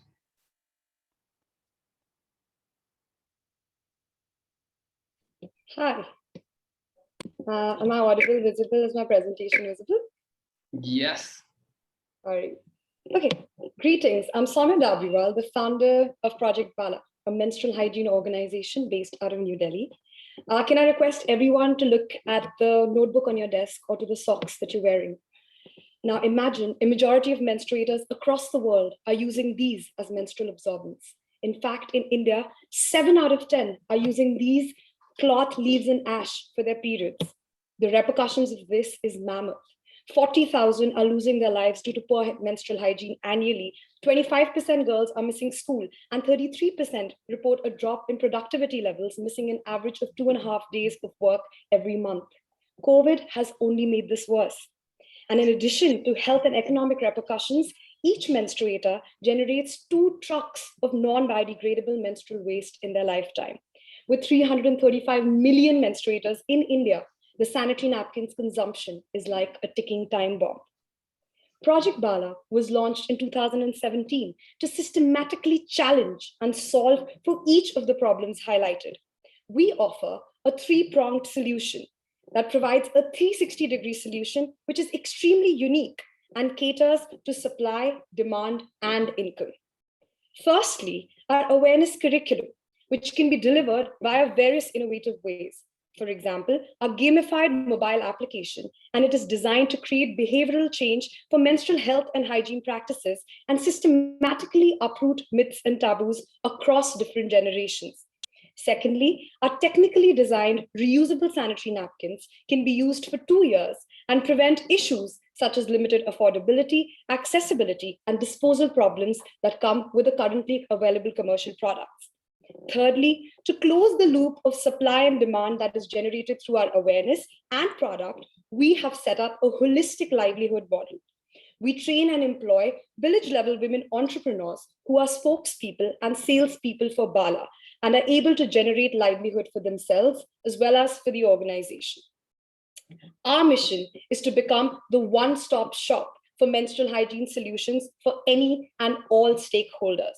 Our research wing is constantly collecting data to inform better solutions and advocate to decision makers and institutions like Mr. Amitabh Kant from Niti Aayog. We have launched successful campaigns to bridge rural-urban gaps, which have seen widespread participations from political leaders, celebrities, entrepreneurs, and corporates.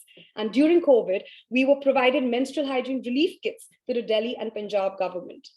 Since 2017, Bala has directly benefited 275,000 rural women and girls across 17 states of India and Nepal, Ghana, and Tanzania. We have given out over 825,000 pieces of reusable napkins. With every dollar invested in our solution, the social return on investment is $10.43. In the next 5 years, we aim to impact the lives of 2 million menstruators, generate employment for 500 village-level women entrepreneurs, who we call Bala Associates, and position our distribution mix with 50% of sales coming directly from customers and 50% from organizations and institutions. We believe that our solutions are disruptive, and we have the potential to revolutionize the menstrual hygiene space in India, and our team is the perfect team to carry forward this mission. We envision a world where menstruators in all communities have an agency over their body, education, and career, where decisions are not limited to the choice of menstrual absorbents or the lack of them. We enable menstruators to continue their education, understand their body, and join the workforce with dignity. Thank you. Thank you so much, Soumya, for your lovely pitch. Jury members, please go ahead and ask your question.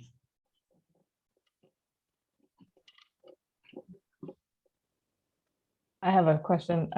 Great presentation. I really love what you're doing, and I think there's a huge need for it. So that's amazing. Just a question about your sanitary napkins. Where are you sourcing those from? Because my assumption was that that would be also part of the, employment creation, that you could, have people also producing these as part of your team. But that's a very interesting question, Mary. We've got a manufacturing space here in Delhi where we've got a contract manufacturer located within Delhi, and we've got our own research manufacturing based in Delhi, NCR, and Noida. And that's how we're manufacturing the bulk quantity. The reason why our livelihood model is actually not focused on manufacturing, but on sales, is because we piloted with the manufacturing of the napkins and we faced 2 problems. Firstly, our pads are very, very technically designed because they can be used for 2 years, and we've put health and safety regulations in each step. So they're extremely high quality. Although we focusing on rural India, any woman in the world can use it with 100% utility and functionality. That was our aspiration. So firstly, the quality was getting compromised. And secondly, having a centralized manufacturing unit gives us a great economy of scale. advantage, which got lost when we decentralized the manufacturing. And also thirdly, when the focus is on manufacturing, the focus was not on sales for the rural communities. So the actual money that they make from selling was not being generated. Whereas when we only employ them to sell the pads within the communities, all the income that they generate, and their entire focus is actually on selling, which leads to the additional income. So that's the model that we've kind of worked over for a few years and realized this is the best outcome. And the sales model, is this kind of similar to like a Tupperware style model, or what's the margin that you take? Are you earning a margin on this, or are all of the profits going to the salespeople? So we have a 38% margin as an organization on all our products that go out. Now the MRP is different so we've got two models of distribution, Mary. One is a B2B and one is B2C. So the B2C is fairly new, which only got launched in the last year. Here, to give you an example, we did an implementation with the district administration in Punjab last week, where 30,000 women and girls were given the pads with the government. So it was funded by the government and we were the vendors, and we were also the implementation partners. Now, there's a natural demand organically that gets generated within the communities where we place these Bala associates who sell. So we give the governments at X, and the Bala associates get to sell to the communities at X plus 17%. So they get that 17%, but we always retain a 38% margin on the products that we sell. Great. I just have one last question, and then I'll let the other jury members. But have you considered something like a TOMS model also, selling to Western countries, and they can purchase a set for themselves and one for a donation for, okay. Yes, Mary, we tried that, but that's not as sustainable as this. Here, we pump in an initial investment, and that there's a recuperation and multiplier effect within the community itself. There's always a reliant on donation with the TOM. So we started off with that, I think 2.5 years ago, but that only lasted for a few months. Interesting. Okay, I can tell you have a lot of experience, and I've already gone through a lot of these, so that's great. Thank you very much. Thanks, Mary.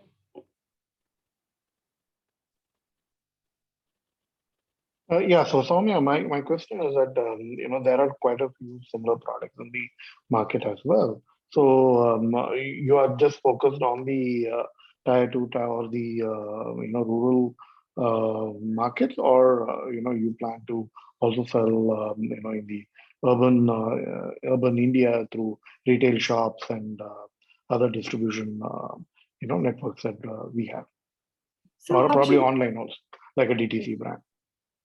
This is a very interesting question, because right now 98% of our work is in rural India, and the current product solution is extremely optimum for rural India. And also over the last 5 years, an entire bandwidth was spent on actually the social impact. We focused on the areas that needed us the most. But now that we've developed a reputation for ourselves in the menstrual hygiene space, there's a lot of demand coming for, say, disposable products. So what we've done now is also started working on two very, very interesting products. One is this disposable sanitary napkin, which is 100% biodegradable, made out of bamboo charcoal, etc. And the other one is we've got these technology partners based out of Sweden, 2 scientists, so helping us build this extremely interesting hydrophobic pads that can be positioned specifically for urban India.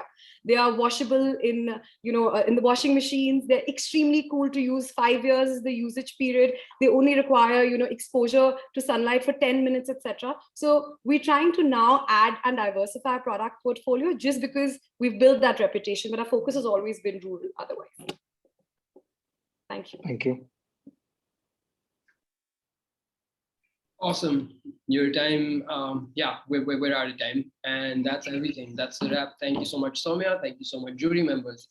With that, we conclude our presentations for today. Thank you so much, startups. It's been lovely hearing your interesting solutions to the various problems in the world today, and it's really been an honor to hear the very interesting insights the jury members had to sort of extract from y'all. We're now going to sort of proceed and have the jury members go into a separate breakout room for the deliberation, and we'll be back very shortly. If we could open the breakout rooms, please, for the jury members to sort of deliberate, and while the startups stay here in the main room. This looks better. Yes, Rohan, kindly proceed.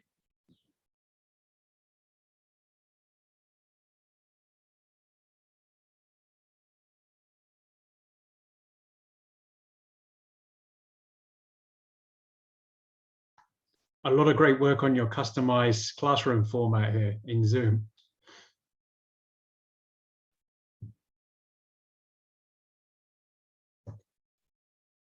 I think you're on mute. I'm sorry. Yeah. What did you say, Carl? We didn't catch No, you. so I was very impressed with your new classroom format. Oh. Okay.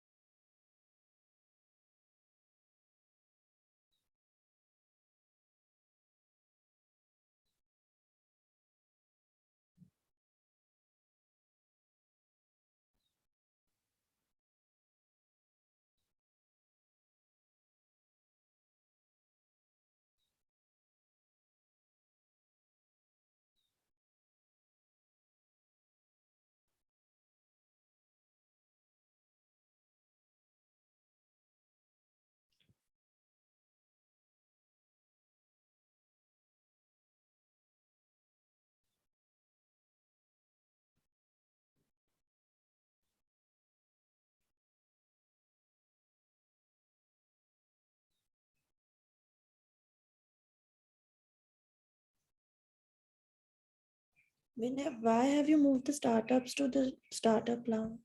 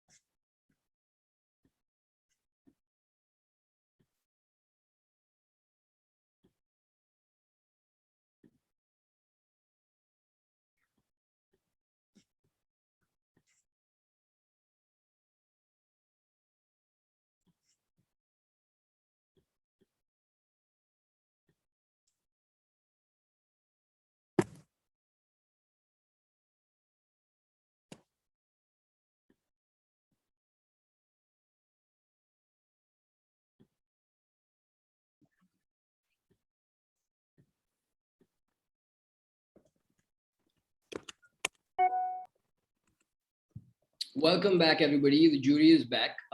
We do have a couple of minutes that we're going to still have to wait. Mary is going to be joining us back also very shortly. Please feel free to use this room as a place to go share some of your thoughts and discuss.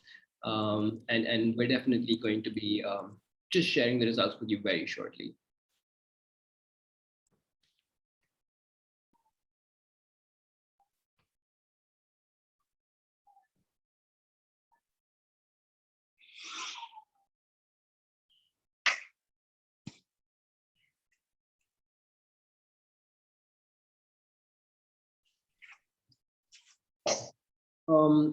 While we just sort of deliberate and wait, I would sort of really like to request Vijeta, Abhishek, you've sort of gone over this one of the first few times. Just if you'd like to address the startups and the organizers here and just share a few thoughts and a few words with all of us regarding your experience, the startups here, and of course, whatever else you may like to add.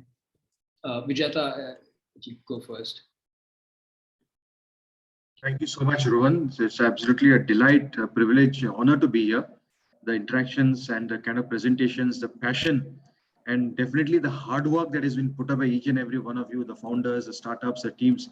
I think that's very inspiring and very encouraging. There's a lot of potential.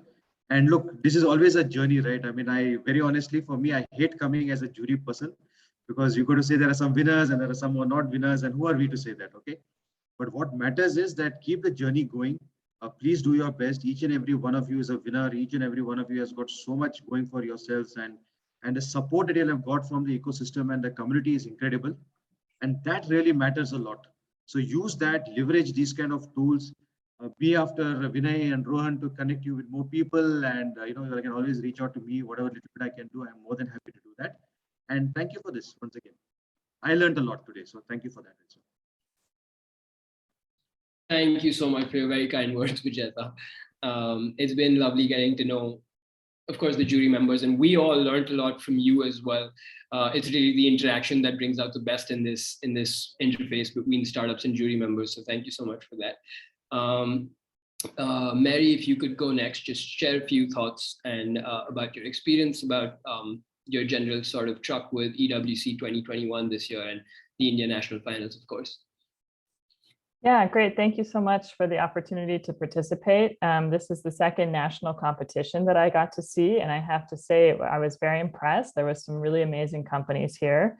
That being said, it was a little bit difficult for us to decide because I think, it's hard to compare. Some of you are at very different stages, but I think you're all working on very amazing solutions. And I echo what Vijeta said, keep it up. You're changing the world. And what you said in the beginning, Rohan, I think it's completely true. So we really have to, do our best to support all of you entrepreneurs that are working on all of these amazing things to really make the world a better place.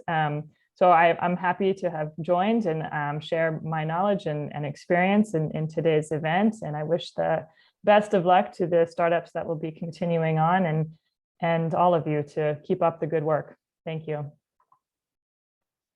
Awesome. Thank you so much, Mary, for joining with us. You've sort of been a part of both our Hungarian sort of national final and now the India National Final, and we're so glad to have you part of our community now. Thank you very much for that. We next have Abhishek, if you could just sort of share a few words as well. Thank you, Rohan.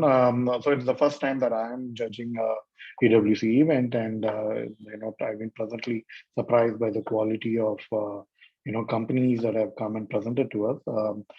Generally in most of these events that I have attended, usually the startups have not even figured out what they want to do, what's the business model. So unlike that, this competition was a lot more tougher for us to choose the right winners. And as what Mary said, we did have a challenge in choosing the best startup. And as what Vijay said, I think we are nobody to choose the best startup, but then there is a competition and there has to be a winner, there has to be a loser, right? So we did the best to our knowledge, and this is not to say the startups that was not chosen, the top 3, didn't have potential, but it's just that we feel, based on our experience, that these are the startups that could make a larger impact. Right, so it's just a learning experience for the people who didn't make it. Do not treat this as a rejection. It's more for you to improve upon. What I generally felt among all these startup pitches was that, especially during the short pitches, you should be a little clearer on your customer base and your business model and the team, right? So those are usually the three parameters on which judges get to judge you. So if you can bring that out as early as possible, and then emphasize that'll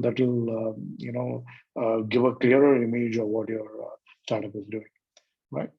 So that's the key point that I just wanted to leave it to you guys to ponder on.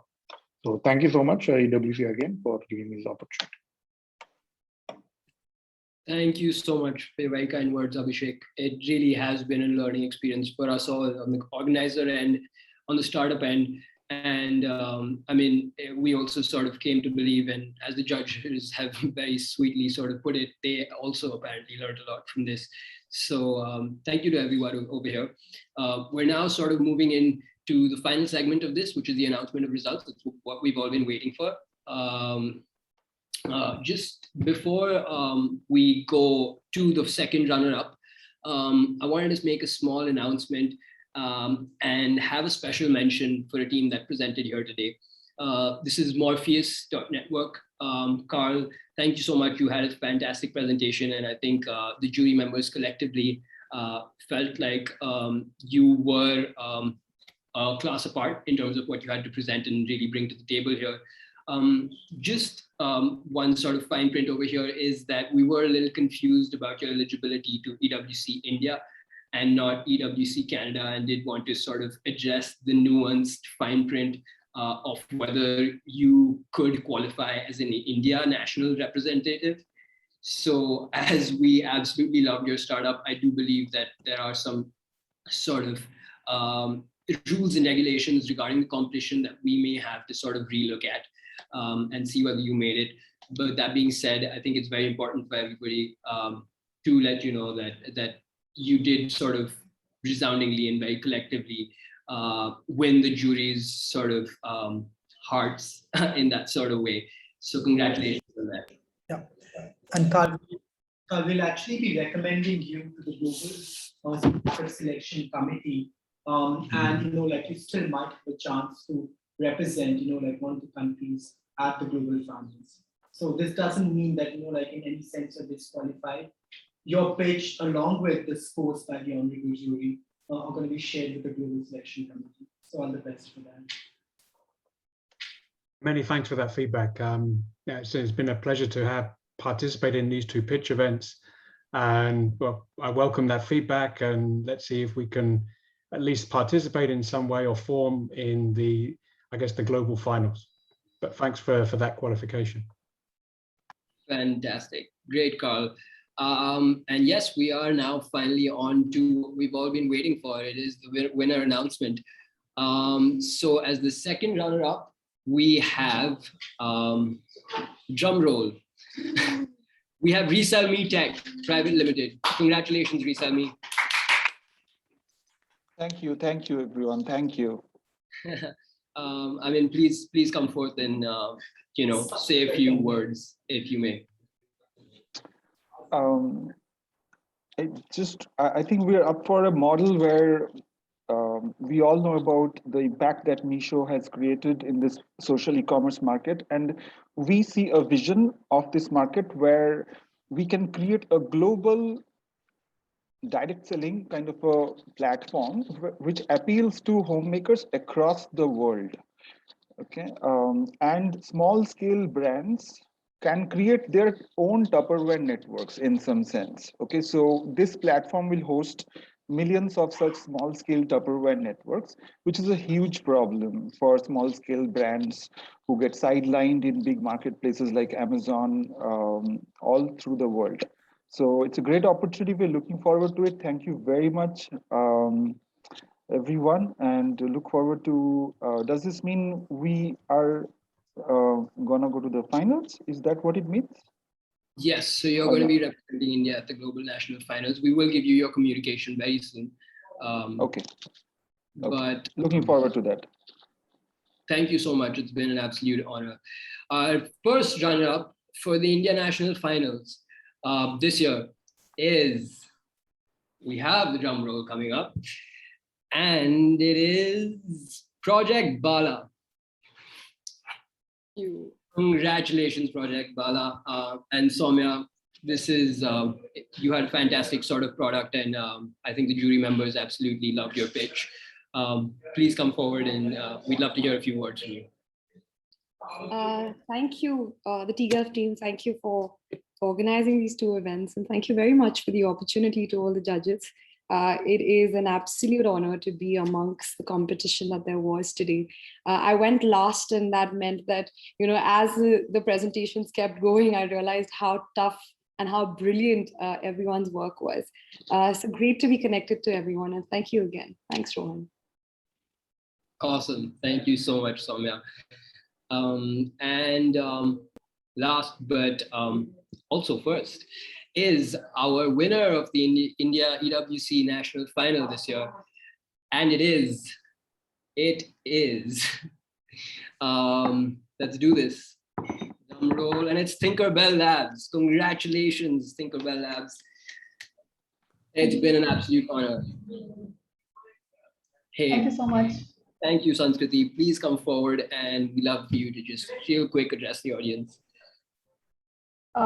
Yeah, like I said, the sheer quality of the competition was so great. I was very nervous, especially since we ran out of time a little. So thank you to the jury for giving us this opportunity, and I hope all of us go forth to do great work.